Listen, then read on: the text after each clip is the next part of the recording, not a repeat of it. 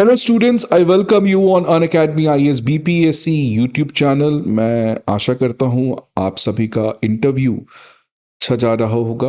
और एक constant topic जो इस समय पूरे भारत में डिबेट हो रहा है, रूपी डेप्रिसिएशन के बारे में। और उस रूपी डेप्रिसिएशन का एक बहुत बड़ा रीज़न है कि लगातार जो फॉरेन इन्वेस्टर्स हैं जिन्होंने इंडिया के स्टॉक मार्केट में इन्वेस्ट कर रहा है वो लगातार बेच रहे हैं।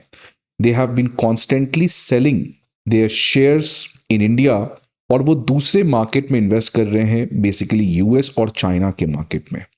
2025 का अब एक डेटा आया है जो आज ही आया है, और उसमें यह बताया गया है कि फॉरेन इन्वेस्टर्स ने सारे रिकॉर्ड्स ब्रेक कर दिए हैं और 2025 में लगभग 1.5 लाख करोड़ का स्टॉक मार्केट में सेल किया है फॉरेन इन्वेस्टर्स ने। और ये सारा पैसा भारत से निकलकर अमेरिका के स्टॉक मार्केट और चाइना के स्टॉक मार्केट में गया है। और अब आप समझ सकते हैं कि क्यों रुपये के ऊपर एक मैसिव प्रेशर बनते हुए नजर आ रहा है। अब सवाल ये आता है कि एक तरफ फॉरेन इन्वेस्टर्स जो हैं वो लगातार इंडिया के स्टॉक मार्केट से शेयर बेच रहे हैं, लेकिन दूसरी तरफ भारत सरकार का ये दावा है कि हमारा जो इन्फ्लेशन है वो 8.2% पर है। Q2 का रिजल्ट है, हमारा इन्फ्लेशन जो है वो काफ़ी हद तक कंट्रोल है, हमारा बैलेंस ऑफ पेमेंट स्ट्रांग है, हमारा फॉरेक्स रिजर्व आज काफ़ी ज़्यादा रोबुस्ट है। Then if everything is happening good with economy, why these foreign investors are selling their assets in India? तो आज इसी सभी चीजों के बारे में बात करेंगे जो आपके मेंस, प्रीलिम्स, इंटरव्यू तीनों के लिए काफी ज्यादा इंपॉर्टेंट है। बट पहले आप समझिए 4 मेजर रीजंस क्यों फॉरेन इन्वेस्टर्स जो हैं वो इस साल लगभग 1.5 लाख करोड़ का इक्विटी मार्केट में सेल किए हैं। उसका एक सबसे बड़ा रीजन है फ्रेंड्स, वॉलेटाइल करेंसी मूवमेंट। क्योंकि भारत का जो रुपी है बहुत ज्यादा अनस्टेबल है, इनफैक्ट लगातार डिप्रिशिएट किया है। और जब भी करेंसी इंडिया की डिप्रिशिएट करती है तो जो फॉरेन इन्वेस्टर्स हैं उनका जो रिटर्न है वो डिक्लाइन कर जाता है। ये एक इकोनॉमी का बहुत इंपॉर्टेंट प्रिंसिपल है। आपने अगर पढ़ा है तो ठीक है, नहीं पढ़ा है तो आप जरूर पढ़िएगा that whenever Indian rupee depreciate, तो इससे जो फॉरेन इन्वेस्टर्स हैं जिन्होंने इंडिया के किसी भी मार्केट में इन्वेस्ट किया है उनका जो नेट रिटर्न है वो कम हो जाता है। और क्योंकि रुपी लगातार गिर रहा है इसीलिए फॉरेन इन्वेस्टर्स लगातार बेच रहे हैं, बिकॉज उनका रिटर्न जो है वो कम हो जाएगा।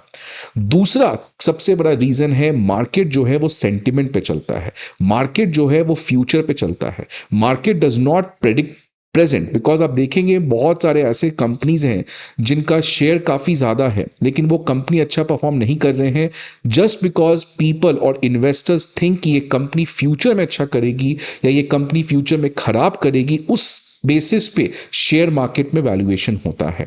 और आज ऑल्दो हम 8.2% पे ग्रो कर रहे हैं, लेकिन क्योंकि यूएस के टैरिफ की वजह से आज वर्ल्ड में एक नया ट्रेड टेंशन बनते हुए नजर आ रहा है। और सबसे बड़ा रीजन तो ऑब्वियसली भारत के ऊपर है इसका इंपैक्ट, बिकॉज भारत के ऊपर सबसे ज्यादा 50% का टैरिफ लगाया गया है, जिसकी वजह से जो इन्वेस्टर्स हैं उनका इंडिया के ऊपर जो सेंटिमेंट है इस समय शॉर्ट टर्म में नेगेटिव होते हुए दिख रहा है।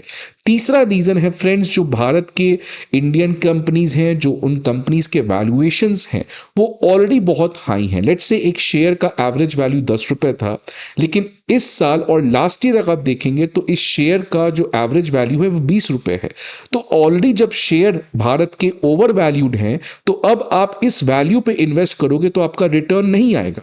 अगर इसकी वैल्यूएशन 15 हो जाए तो ऑब्वियसली नाउ इन्वेस्टर्स थिंक कि रिटर्न अच्छा होगा, लेकिन जो चीज ऑलरेडी ओवर वैल्यूड है उसके ऊपर अगर आप इन्वेस्ट करोगे तो ऑब्वियसली आपका रिटर्न नहीं आएगा। जैसे आज गोल्ड है, बहुत ज्यादा उसकी वैल्यू भाग चुकी है, अब आप गोल्ड पे इन्वेस्ट करोगे तो डजंट मेक सेंस, बिकॉज जो चीज ऑलरेडी ओवर वैल्यूड है उसके ऊपर रिटर्न जो है वो कम हो जाता है। और क्योंकि लगातार पिछले कुछ समय से इंडिया के शेयर मार्केट्स काफी अच्छा परफॉर्म किए हैं, जिसकी वजह से एक करेक्शन होना जरूरी था और वो इस साल हुआ है, जिसकी वजह से प्रोबेबली आने वाले समय में इन्वेस्टर्स जो हैं वो वापस से इन्वेस्ट कर सकते हैं, क्योंकि ये जो ओवर वैल्यूड शेयर्स हैं जिनकी वजह से शेयर मार्केट में एक बहुत तेज जंप आया था उसमें एक कोर्स करेक्शन होते हुए दिख रहा है। चौथा रीजन है फ्रेंड्स, जो यूएस की बॉन्ड मार्केट है उसमें भी काफी पॉजिटिव पॉजिटिव खबर आई है, जो बॉन्ड का यील्ड है, यील्ड अगर आपको पता है तो ठीक है, इकोनॉमी का अगेन एक बहुत इंपॉर्टेंट कॉन्सेप्ट है। आप इसको आसान तरीके से इंटरेस्ट रेट समझ लेते हैं कि अगर आप यूएस के किसी भी बॉन्ड में इन्वेस्ट करेंगे तो उससे जो इंटरेस्ट मिलेगा उसको हम लोग बॉन्ड का यील्ड कहते हैं। ये जो बॉन्ड यील्ड है, मतलब बॉन्ड का इंटरेस्ट रेट है, वो भी बढ़ गया है, जिसकी वजह से आज जितने भी इन्वेस्टर्स हैं उनके लिए यूएस बॉन्ड मार्केट में इन्वेस्ट करना वो काफ़ी सेंसिबल लगता है। और इसी 4 रीजंस की वजह से कॉन्स्टेंटली एफपीआई जो है, फॉरेन पोर्टफोलियो इन्वेस्टर्स, उन्होंने एक मैसिव सेल ऑफ किया है इंडिया की इक्विटी मार्केट में। फ्रेंड्स देख सकते हैं, अगर मैं पिछले 5 साल का सेंसेक्स देखूंगा तो सेंसेक्स ने सारे रिकॉर्ड ब्रेक्स कर दिए हैं। पिछले 5 साल में सेंसेक्स जो है वो लगभग 37,000 इंडेक्स पॉइंट से बढ़ा है। आप देख सकते हैं कॉन्स्टेंटली जो सेंसेक्स है वो इंक्रीज किया है। लेकिन यहां पे आप देखिए, ये है लगभग सितंबर 2024 और ये रहा आज का 26 दिसंबर का जो लास्ट है, क्योंकि उसके बाद तो मार्केट बंद है। आप देख सकते हैं जो वैल्यू है वो कांस्टेंट हो चुका है। मतलब इफेक्टिवली पिछले 1 साल 2-3 महीने में अगर आप देखेंगे तो सेंसेक्स में नेट इंक्रीमेंट जीरो हुआ है, ना ही सेंसेक्स बढ़ा है ना ही सेंसेक्स घटा है। उसके पहले आप देख सकते हैं एक मैसिव इंक्रीमेंट सेंसेक्स में देखने को मिला था। अब फ्रेंड्स आप जरूर सोच रहे होंगे कि यार जब फॉरेन इन्वेस्टर्स इंडिया के शेयर मार्केट से बेच रहे हैं, लगभग 1.5 लाख करोड़ से भी उन्होंने ज्यादा शेयर्स बेच दिए, तो सेंसेक्स को तो डिक्लाइन करना चाहिए था। लेकिन फ्रेंड्स आप देख सकते हैं ऑल्दो रिटर्न नहीं बना है लोगों का, तो लॉस भी नहीं हुआ है, सेंसेक्स अभी भी काफी स्टेबल है। और उसका रीजन है जो डोमेस्टिक इन्वेस्टर्स हैं, जो म्यूचुअल फंड में इन्वेस्टर्स का पैसा गया है, जो खासकर डीआईआईज हैं, डोमेस्टिक इंस्टीट्यूशनल इन्वेस्टर्स, जो आज के हाउस होल्ड्स हैं, वो बैंक में एफडी ना करवा के म्यूचुअल फंड में पैसा डाल रहे हैं, जिसकी वजह से फॉरेन इन्वेस्टर्स बेच रहे हैं, तो डोमेस्टिक इन्वेस्टर्स ने उस कमी को भरपाई करने का काम किया है। And that is why Sensex, despite this massive record breaking sell off by the foreign investors, Sensex has holded its ground.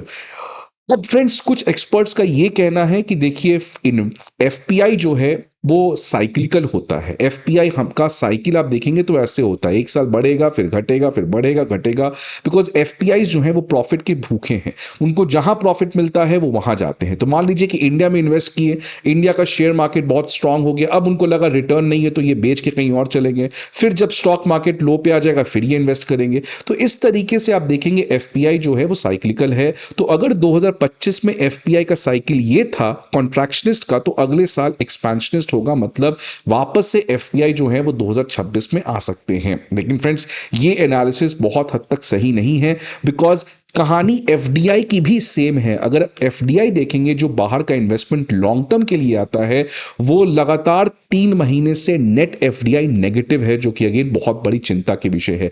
Net FDI मतलब फ्रेंड जो फॉरेन इन्वेस्टमेंट्स इंडिया में आता है और जो इंडियन रेसिडेंट्स बाहर इन्वेस्टमेंट करते हैं, तो वो हो गया नेट एफडीआई। मान लीजिए बाहर से पैसा आया 100 और इंडियंस ने बाहर इन्वेस्ट किया मान लीजिए 150, तो ये जो नेट एफडीआई है वो नेगेटिव हो जाएगा। तो जो भारत का नेट एफडीआई है वो इस समय लगातार पिछले 3 महीने से आप देख सकते हैं नेगेटिव है।